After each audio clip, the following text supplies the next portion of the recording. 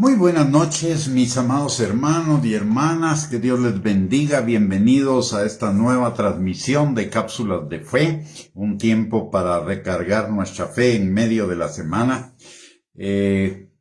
Bienvenidos a esta transmisión, gracias por conectarse. Antes de iniciar nuestro tema de hoy, que es protección y paz, vamos a orar. Padre bendito, te damos gracias, Señor, en el nombre de Jesús, porque tú eres un buen Padre, Señor, y hasta aquí tú nos has ayudado, Señor.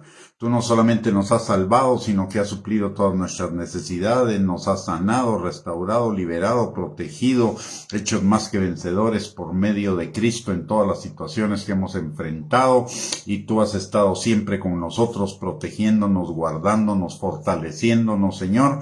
Muchísimas gracias, Padre, por todo lo que tú has hecho en nuestras vidas, por lo que tú estás haciendo, por lo que harás, Señor. Gracias por este día que tú has estado con nosotros, que nos has ayudado en todo lo que hemos hecho, Señor.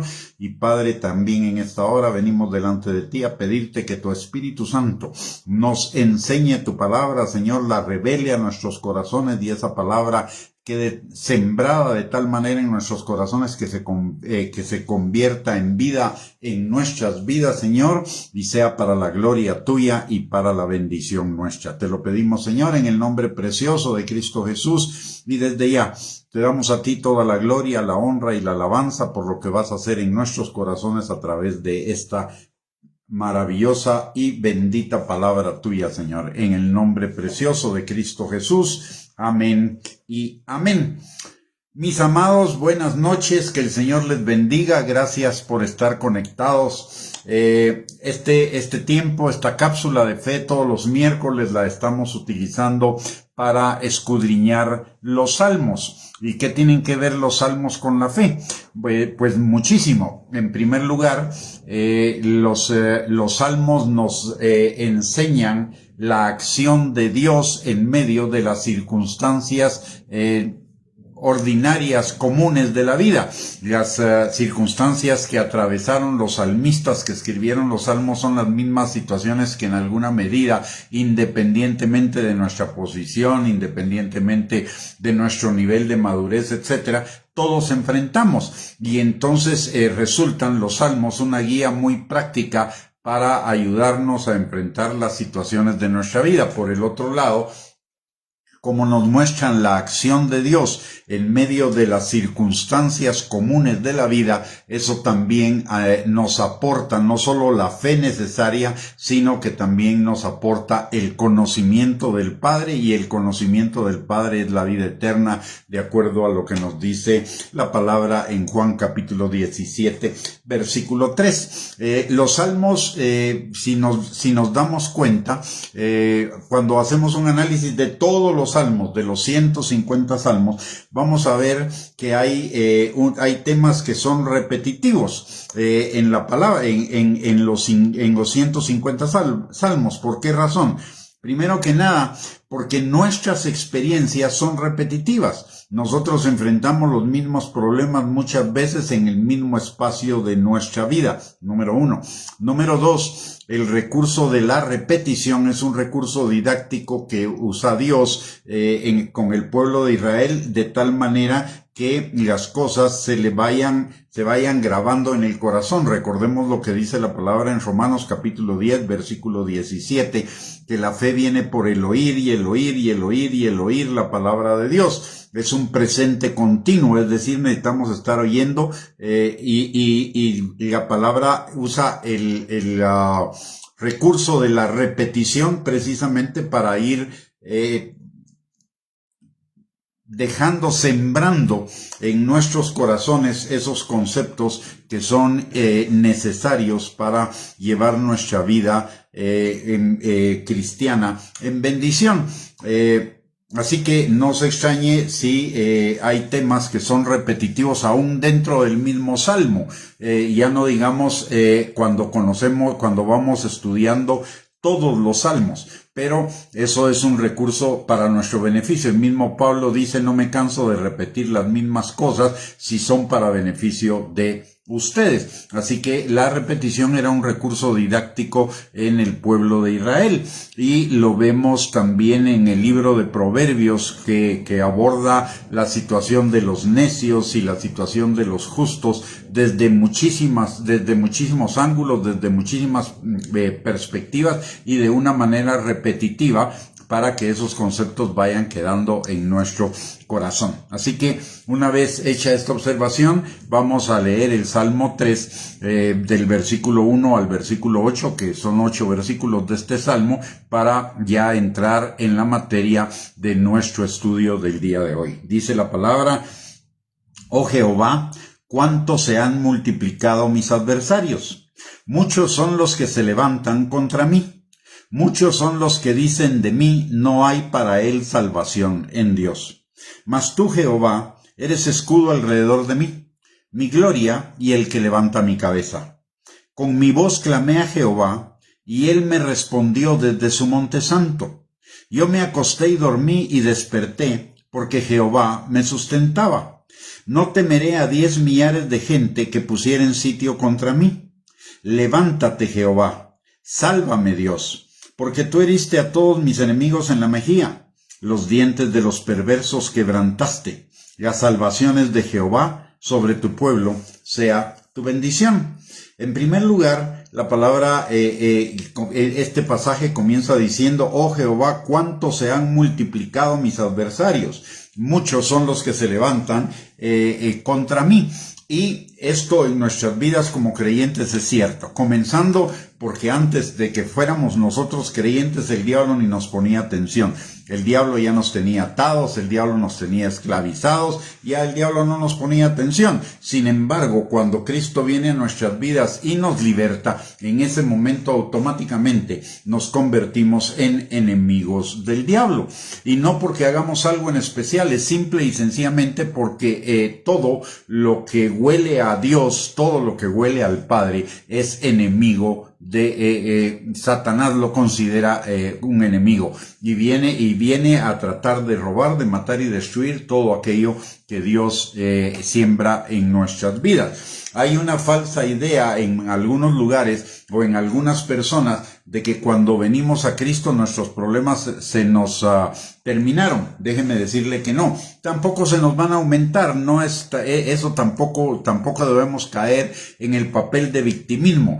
Lo que significa es que nos vamos a percatar muchísimo más de los problemas que tenemos de lo que nos percatábamos antes, porque antes estábamos cegados, ahora nuestros ojos ven, ahora vemos los problemas desde una dimensión diferente, pero también tenemos una diferente manera de resolverlos. Ahora se nos dejan venir los demonios, antes nos tenían esclavizados, no tenían necesidad de dejársenos venir, ahora se nos dejan venir, pero tenemos el poder, tenemos las armas, tenemos todo para vencerlos. O sea, no nos debería asustar. Lo que no deberíamos pensar es que una vez que venimos a Cristo, los problemas se nos terminan. La palabra de Dios dice en Juan capítulo 16 versículo 33, en el mundo tendrán aflicción, y eso es tan promesa como que Dios es nuestro sanador. Es una aseveración sin ningún lugar a duda.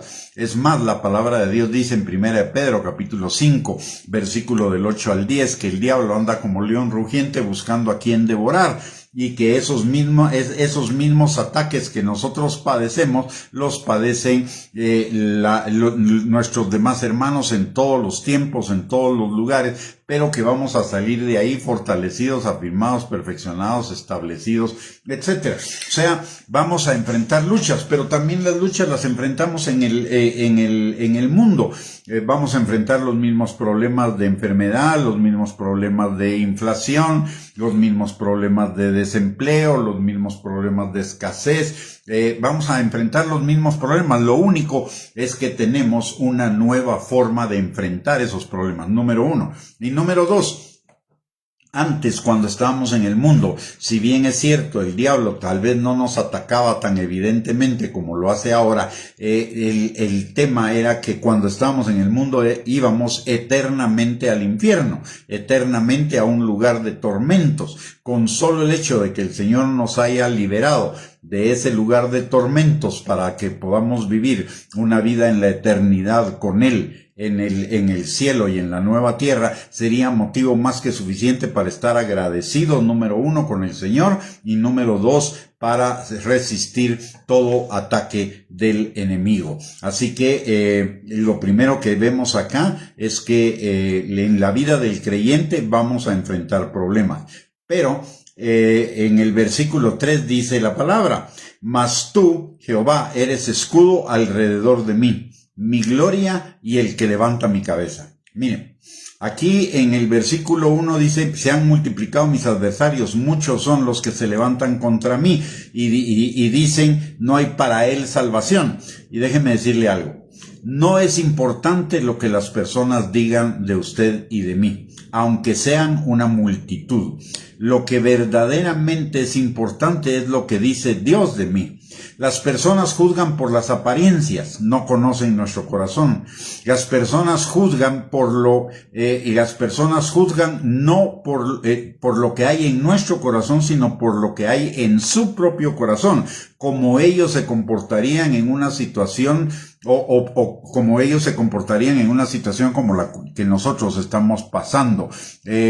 Por lo tanto, ellos no nos están juzgando a nosotros, están juzgando a ellos mismos. Lo importante, como mencioné, es no importa cuántos hablen mal contra nosotros. El diablo nunca va a hablar bien de nosotros. El diablo, la palabra de Dios dice que el diablo tiene 3 funciones. 1, hablar en contra de Dios, hablar en contra del cielo y hablar en contra de los hijos de Dios. Eso nos lo enseña la palabra en Apocalipsis. Así que si usted está esperando ganar un concurso de popularidad por ser creyente, déjeme darle la noticia, que no es ni buena ni mala, pero es la noticia de que usted no va a ser todo lo popular que pensaría que podría ser. El cristianismo no es un concurso de popularidad. El cristianismo es una vida de obediencia al Señor. Y el mayor enemigo, el enemigo que se va a multiplicar en usted y en mí cuando venimos a Cristo, no son los demonios, no son las demás personas. El mayor enemigo que usted y yo tenemos es la carne. ¿Por qué?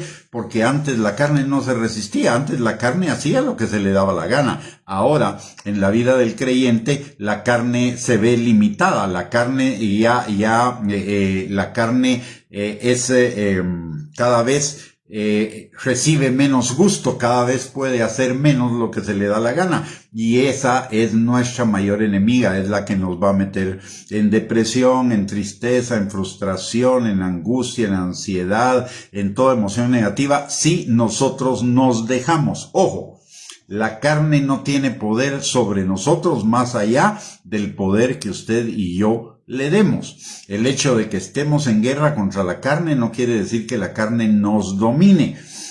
Por un lado, si usted y yo logramos poner la carne bajo dominio, ni el diablo nos puede hacer absolutamente nada. Jesús mismo nos lo demostró.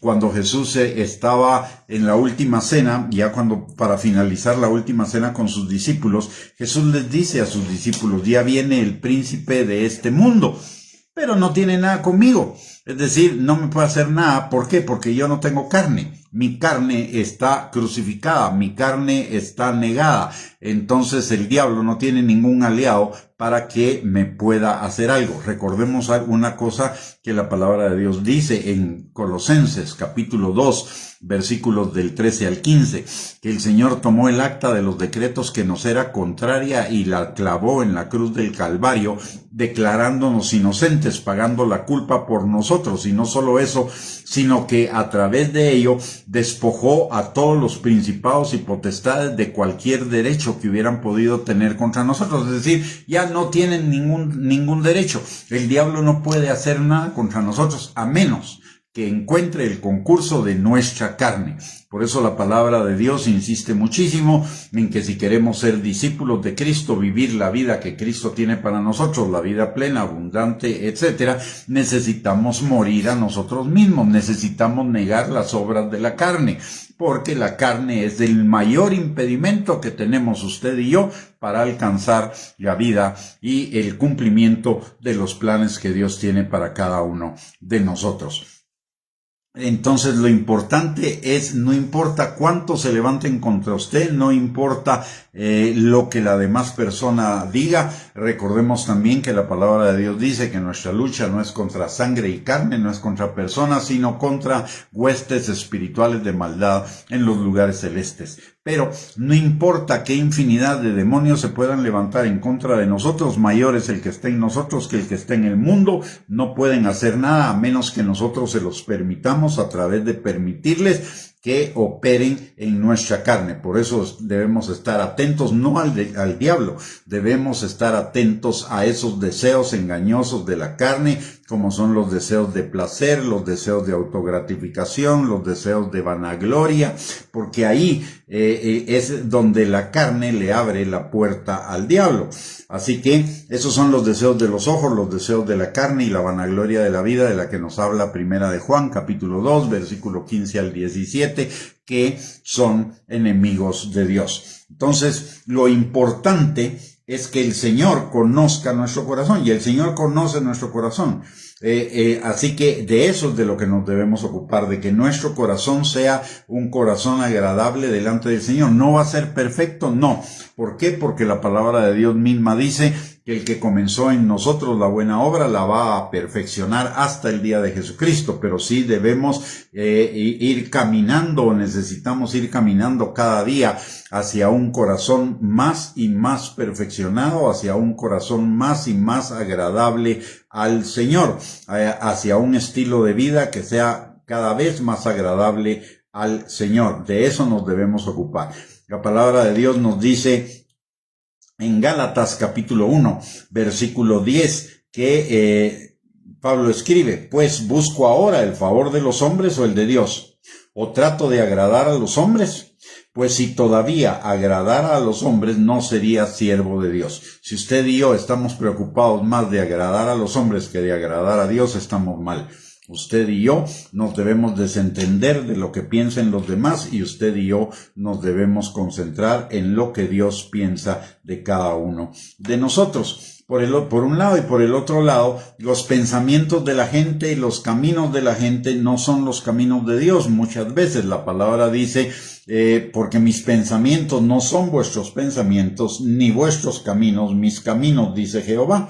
Como son más altos los cielos que la tierra, así son mis caminos más altos que vuestros caminos, y mis pensamientos más que vuestros pensamientos. Dios no ve lo que ve el hombre, Dios ve el corazón. 1 Samuel capítulo 16 versículo 7.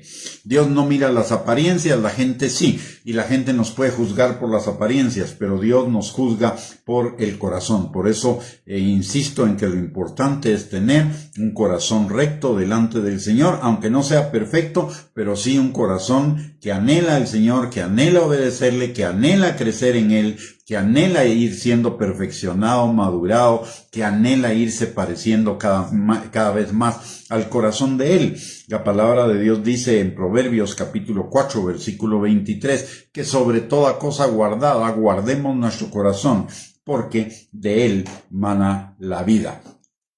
Entonces, lo importante es no lo que piense la gente, no importa cuánta gente se levante en contra de nosotros, eso no es importante. Lo importante es que tengamos a Dios de nuestro lado y que Dios esté agradado de nosotros. Y Dios va a estar agradado de nosotros en tanto que usted y yo verdaderamente anhelemos cada día estar más en Él, parecernos más a Él, caminar más en Él, obedecerle más, hacer más su obra en el mundo. En la medida en que usted y yo tengamos cada día más hambre y sed del Señor, en esa misma medida Él está agradado de cada uno de nosotros. Y si Él está agradado de nosotros, Mire, no importa cuántos enemigos se levanten en contra de nosotros, dice la palabra, que cuando nuestros caminos le son agradables a Él, aún a nuestros enemigos, los hará estar en paz con nosotros. Y recordemos algo también importante: Dios no es hombre para mentir, ni hijo de hombre para arrepentirse. Él lo ha dicho, Él lo hará. Y por el otro lado, la palabra de Dios dice en el Salmo 138:8 que Él cumplirá su propósito en nosotros. Para cumplir su propósito en nosotros, el Señor va a obrar de muchas maneras, a través de las circunstancias, a través de poner el querer como el hacer por su buena voluntad en nosotros, como dice Filipenses 2:13, o a través de las circunstancias, como dice Romanos 8:28 al 29, por el convencimiento y la dirección del Espíritu Santo en cada uno de nosotros. Recordemos que el Espíritu Santo es nuestro enseñador, es el que nos enseña la palabra, nos la recuerda, el que nos empodera para cumplirla, además el que nos guía a toda verdad y nos enseña las cosas que habrán de venir para que nos preparemos. Y también el Señor obra en nosotros, no solo a través de las circunstancias, no solo a través de poner el querer como el hacer por su buena voluntad en nosotros, no solamente por el convencimiento y la dirección de su palabra y del Espíritu Santo, sino también a través de su disciplina. La palabra de Dios dice en Hebreos capítulo 12, versículos del 5 al 11, y habéis ya olvidado la exhortación que como a hijos se os dirige diciendo: Hijo mío, no menosprecies la disciplina del Señor, ni desmayes cuando eres reprendido por Él, porque el Señor al que ama disciplina y azota a todo el que recibe por hijo. Si soportáis la disciplina, Dios os trata como a hijos, porque ¿qué hijo es aquel a quien el Padre no disciplina? Pero si se os deja sin disciplina, de la cual todos han sido participantes, entonces sois bastardos y no hijos. Por otra parte, tuvimos a nuestros padres terrenales, que nos disciplinaban y los venerábamos. ¿Por qué no obedeceremos mucho mejor al Padre de los Espíritus y viviremos? Y aquellos ciertamente por pocos días nos disciplinaban como a ellos les parecía, pero el Padre, para lo que nos es provechoso, para que participemos de su santidad.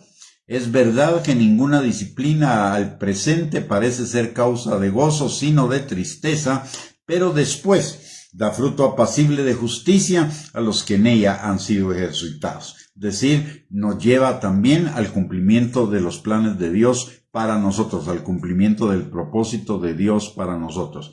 Lo único que usted y yo podemos determinar de alguna manera, aunque Dios ya lo sabe de antemano y ya lo tenía considerado en sus planes, es que lleguemos al cumplimiento de sus planes por obediencia, caminando o bajo la disciplina, un tanto arrastrados, pero de que vamos a llegar, vamos a llegar. Él no es hombre para que mienta, ni hijo de hombre para que se arrepienta. Él lo dijo, Él lo hará. Ya nos dio su Espíritu Santo para que esté con nosotros, que es el sello de garantía de nuestra redención final para la eternidad. Así de que vamos a llegar, vamos a llegar. Solo algunos dirían, bueno, pero si vamos a llegar, entonces, ¿para qué vamos a hacer algo? Bueno, usted puede no hacer nada, solamente ser salvo, pero entonces tampoco quiera que su vida cambie mayormente, que su vida vaya en aumento, que su vida sea una vida plena, una vida próspera, una vida abundante. No espere nada de eso. Si no hacemos lo que la Biblia dice que debemos hacer, no vamos a tener lo que la Biblia dice que vamos a tener. Así de sencillo. ¿Ya somos salvos? Sí, está bien. Si usted se quiere quedar ahí, está bien, pero entonces no reclame o no se queje o no anhele más de lo que ya tiene. Porque los planes del Señor van en aumento, pero ese aumento también va de la mano con el aumento de mi transformación para parecerme cada día más a Cristo, para obedecerle más, para vivir más en la santidad de Dios, que lo dice en este pasaje de la disciplina. Así que usted y yo podemos estar confiados. Miren, no, como dice el Salmo, no importa que muchos se levanten contra mí, no importa lo que muchos digan de mí, porque el Señor es mi escudo. Él es mi escudo alrededor de mí, mi gloria, y el que levanta mi cabeza.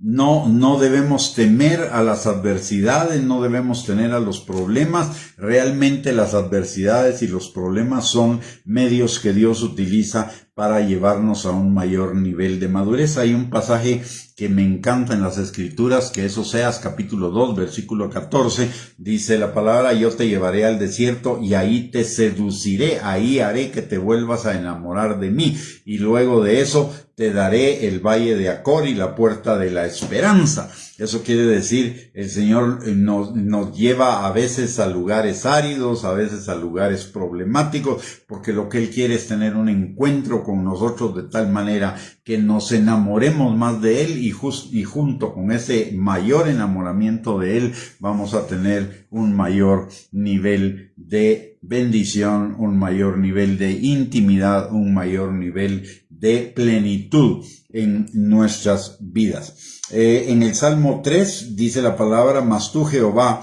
eres escudo alrededor de mí, mi gloria y el que levanta mi cabeza. Y en el versículo 6 dice: no temeré a 10 millares de gentes que pusieren sitio contra mí. ¿Por qué? Porque el Señor es mi escudo alrededor de mí, además es mi gloria y el que levanta mi cabeza. ¿Qué nos quiere decir esto? Dios, nuestro Padre, es nuestra seguridad, nuestra protección, nuestra fortaleza, nuestra confianza. Él es todo lo que necesitamos para nuestra seguridad. En el Salmo 18, en el versículo 1 y 2, la palabra de Dios dice: te amo, oh Jehová, fortaleza mía, Jehová, roca mía y castillo mío, y mi libertador, Dios mío, fortaleza mía, en él confiaré, mi escudo y la fuerza de mi salvación, mi alto refugio. ¿Se da cuenta todo lo que estos dos versículos nos están diciendo? Y todo eso apunta a seguridad, a protección, a fortaleza, a confianza, a que podemos a que estamos seguros en Él. Si Él es con nosotros, ¿quién podrá estar contra nosotros? Dice la palabra. Aparte, también la palabra de Dios dice en Primera de Juan, capítulo 3, versículo 8, que para esto vino el Hijo de Dios, para deshacer las obras del diablo. Y en Primera de Juan, capítulo 4, versículo 4, dice que mayor es el que está en nosotros que el que está en el mundo. Y en Romanos, capítulo 8, versículos del 35 al 39, la palabra de Dios habla de que nada ni nadie nos puede separar de su amor, que es en Cristo Jesús, y que en todas las cosas somos más que vencedores. Entonces en Él estamos absolutamente seguros. Él es nuestra protección, nuestra seguridad, nuestra fortaleza, nuestra confianza. Él es todo. Él es el gran yo soy, y no solo fortaleza, confianza, seguridad. Él es provisión, sanidad, restauración, liberación. Él es santificación. Él es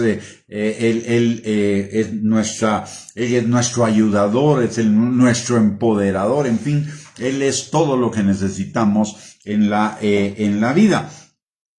Y cuando las circunstancias de nuestra vida no vayan como nosotros quisiéramos, tenemos la tendencia de pensar que Dios no nos escucha, que Dios nos ha abandonado, que Dios está enojado contra nosotros, etcétera, etcétera. Una serie de pensamientos negativos que el diablo que el diablo nos manda para tratar de minar nuestra fe, para tratar de dinamitarla, para tratar de destruir nuestra fe. Sin embargo, la experiencia de todos los personajes de la Biblia nos enseñan que es todo lo contrario. Dios, en medio de esas circunstancias, no nos abandona, no está enojado contra nosotros, no nos deja de escuchar y tampoco nos deja de responder. Pareciera como que Dios no nos escucha, pero recordemos lo que dice la palabra en Hebreos capítulo 4, versículo 16, que usted y yo tenemos libre acceso al trono de la gracia para encontrar misericordia y gracia para el oportuno socorro. Esa es la garantía de que el Señor sí nos escucha. Aparte de ello, también en Salmos la palabra de Dios dice que cuando nosotros oramos, Dios se inclina. Y ese se inclina, ¿qué quiere decir? Que aunque Dios no es sordo, Él se acerca más a nosotros para oírnos perfectamente bien. Eso lo que nos está diciendo es que Dios sí nos escucha y nos escucha en todas circunstancias y somos sus hijos. La palabra dice en Proverbios capítulo 15, versículo 8, que la oración del justo es su gozo. Y eso no tiene nada que ver con si la oración del justo está hecha en fórmulas correctas o está pidiendo las cosas correctas. No, aquí de lo que se trata es de abrir nuestro corazón delante del Señor, como lo vamos a ver más adelante en otros muchos salmos, que esos salmos rompen los paradigmas que rigen la oración el día de hoy, que son mandamientos de hombre o pensamientos de hombre. El salmista o los salmistas destruyen todos esos paradigmas que ahora están alrededor de la oración, como de la confesión positiva, como de que al Señor no hay que debemos ir con las palabras correctas, con la fórmula correcta. No necesitamos eso. Lo que el Señor está queriendo oír de nosotros es nuestro corazón, que nosotros verdaderamente confiemos en Él. La oración debe ser una muestra de confianza en Él, una muestra de dependencia en Él, una muestra de reconocimiento de que Él es el Todopoderoso, que va a hacer lo mejor para cada uno de nosotros en todas las circunstancias de nuestra vida. En cuanto a ese pensamiento de que aparentemente Dios no nos escucha, que Él nos ha abandonado, la palabra de Dios dice que eso no puede suceder. Nos garantiza que eso nunca va a suceder, y para ello veamos el Salmo 121, versículos del 1 al 8. Dice: alzaré mis ojos a los montes, ¿de dónde vendrá mi socorro?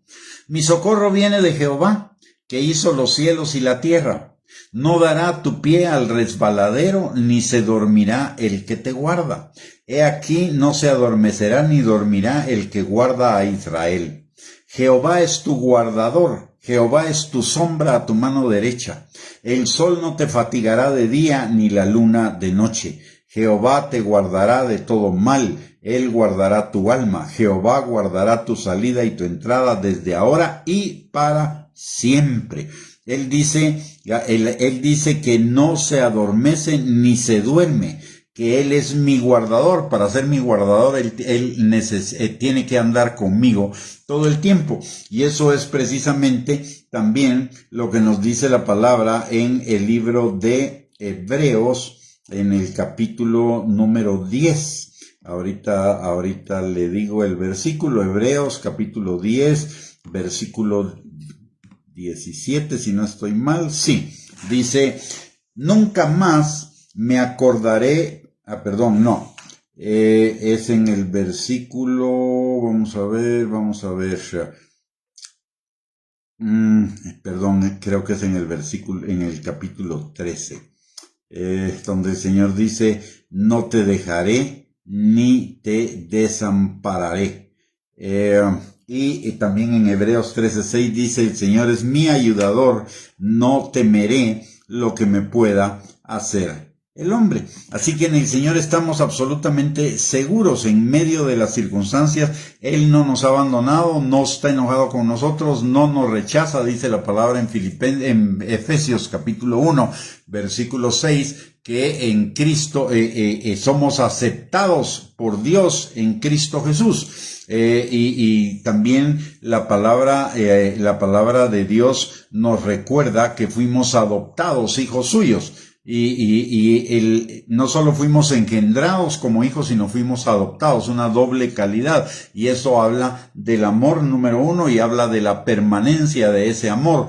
Y la palabra dice también en Jeremías 31:3: con amor eterno te he amado. Y ese amor no va a variar. Puede ser que el Señor nos discipline, pero aun cuando el Señor nos discipline, que no esté de acuerdo con algo, no nos rechaza, nos disciplina, y esa disciplina, como ya vimos, es un resultado de su amor.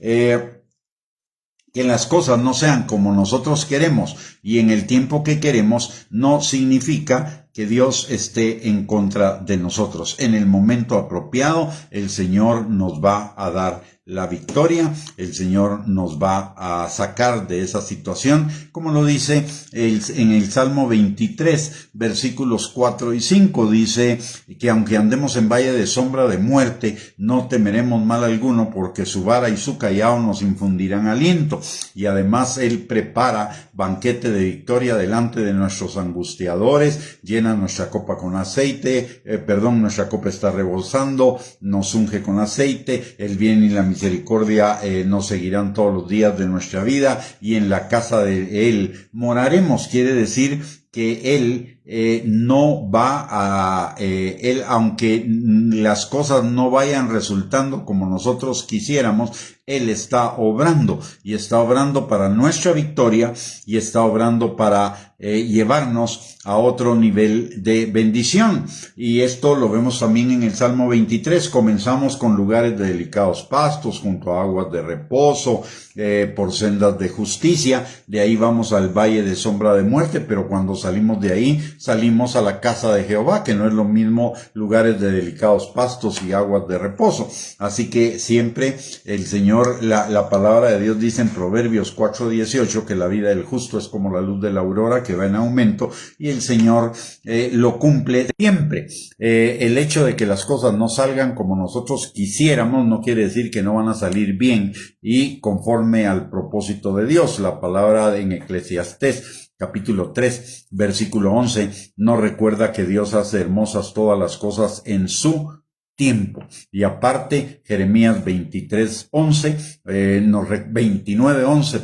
recuerda que los planes del Señor son planes de bien y no de mal, para darnos un futuro y una esperanza.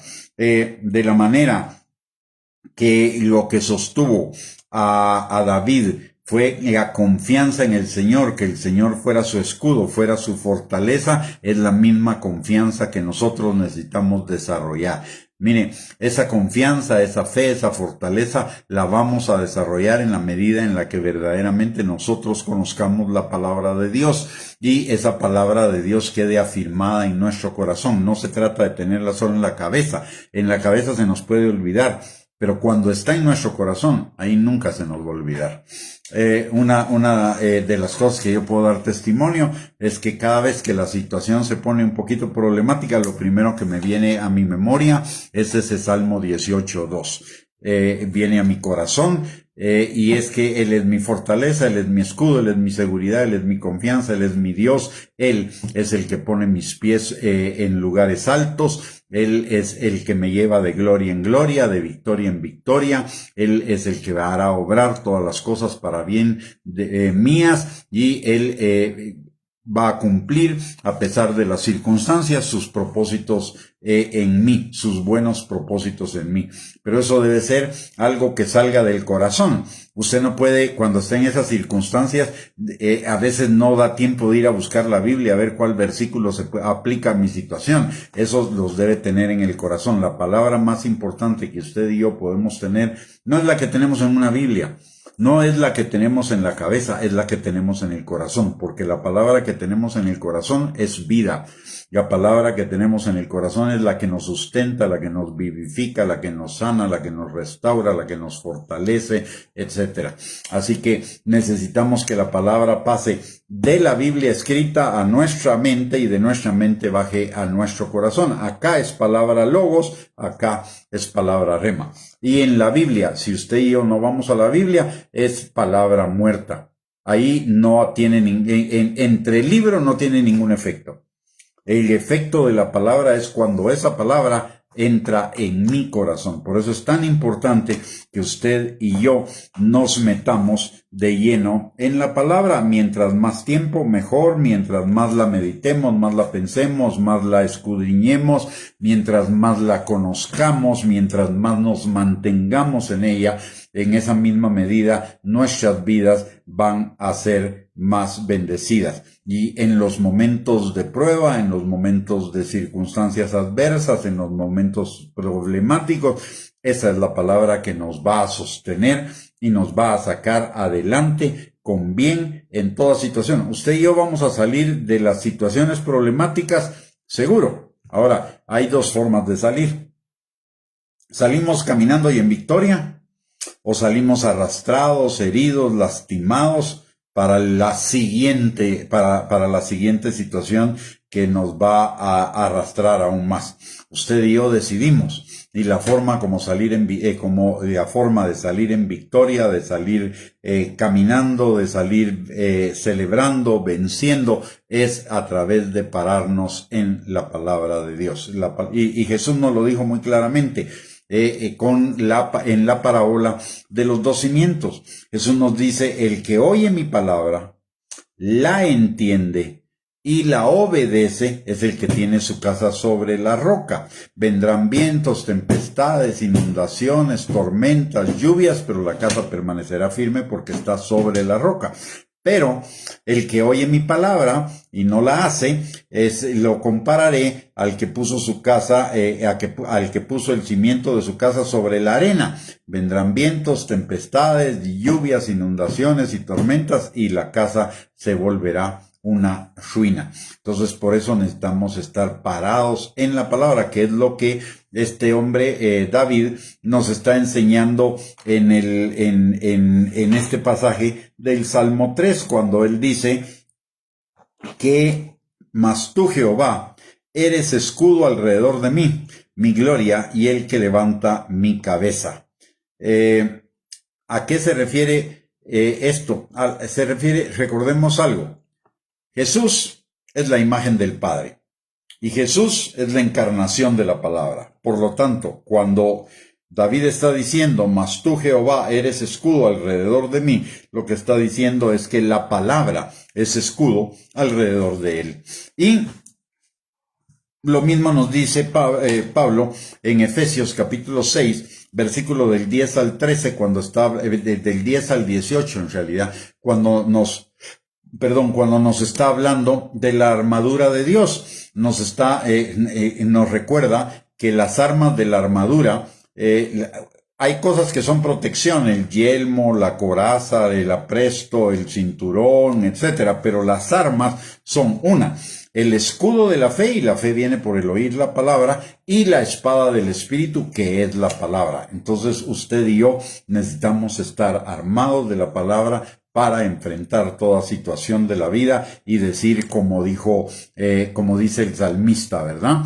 En toda circunstancia negativa, no importa cuántos enemigos se levanten en contra de mí, tú eres escudo alrededor de mí, mi gloria y el que levanta mi cabeza. Y esto quiere decir victoria, esto quiere decir plenitud, esto quiere decir vida abundante, esto quiere decir vida próspera.